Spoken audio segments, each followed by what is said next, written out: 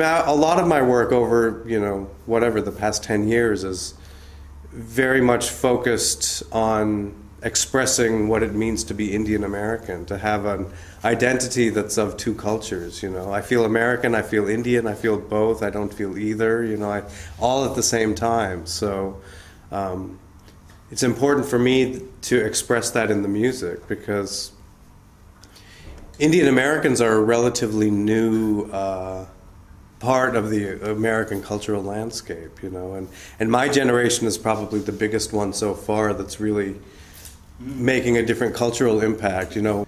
You know, the way Indian culture had been perceived in America for a long time was very exotic. It was very superficial. I mean, you have the 60s and 70s and everybody wanted to meditate and you do yoga, and you saw Hindu gods and Hindu symbols everywhere, you know, but in a very surface way, not in necessarily a very deep way.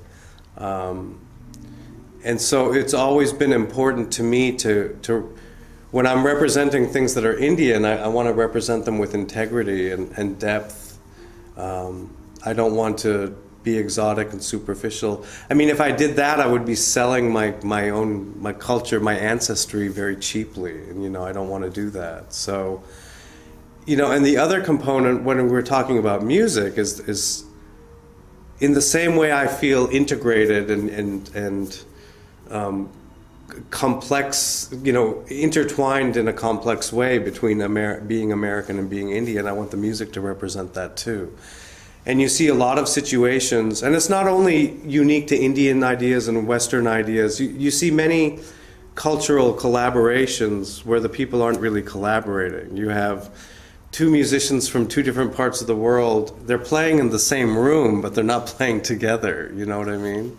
So it's been important for me to really find a way to create a unified sound where it has a singular focus. You know what I mean? It's not just a mix and match of the Indian guys doing the Indian stuff and the Western guys doing the Western stuff. It's really two people working together and reaching beyond maybe what their comfort zone to create something that's completely different and unique.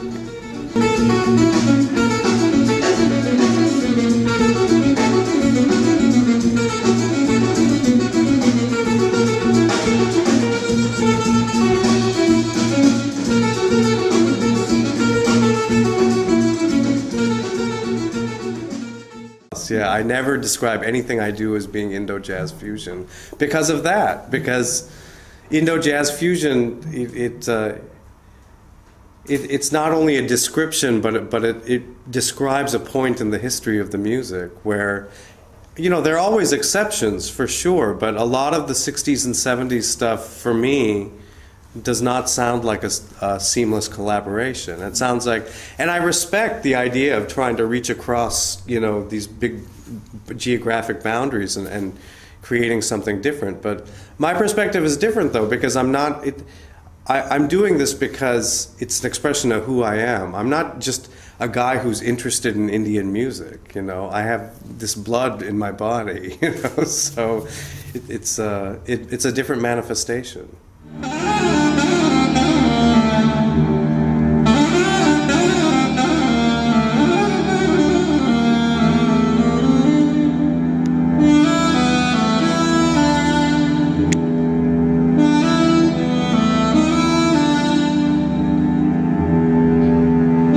Communication. I want this music to communicate to as many people as possible, to reach as many people as possible. I mean, I think that music in general is something that can really be very empowering and very educating and can unite humanity in a way that other art forms and languages cannot. So that's what I try to bring to my music, and I think that's what the greatest music has always done, regardless of whether it's jazz or classical or pop or rock or Balkan or whatever. You know, I think music has that power, and you know, it's the breath of life. It's the breath of humanity.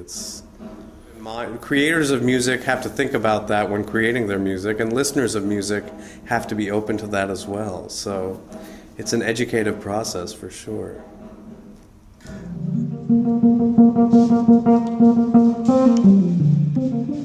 Well,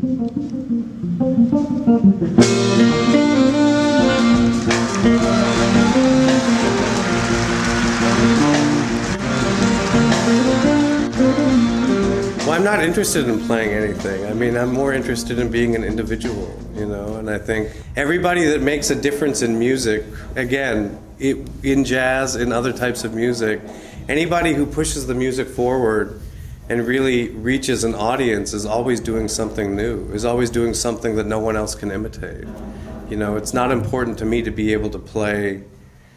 I mean, I've studied the tradition, there's no question of that, but I could spend the rest of my life trying to sound like Charlie Parker, but first of all, Charlie Parker wouldn't want that, I don't think, and that doesn't serve any purpose to me. I mean, I don't know what good that would do to anybody. I mean, I think it's important when you talk about Monk and you talk about Coltrane, I mean, these people were individuals, Johnny Griffin, Hank Mobley, these people all had their own sound, and yeah, I mean, you have a lot of great students out there who can play really well, but the number of people who have an individual style and an individual message and voice is still very small.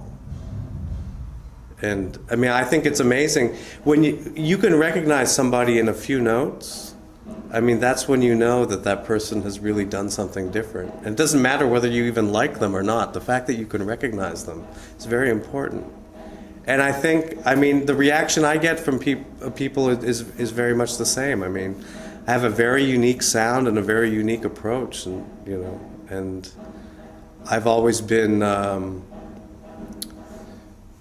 I guess, I've always held that as an important component of this music. And my very first teacher always emphasized that you should be very good at what you do, but you should also be yourself.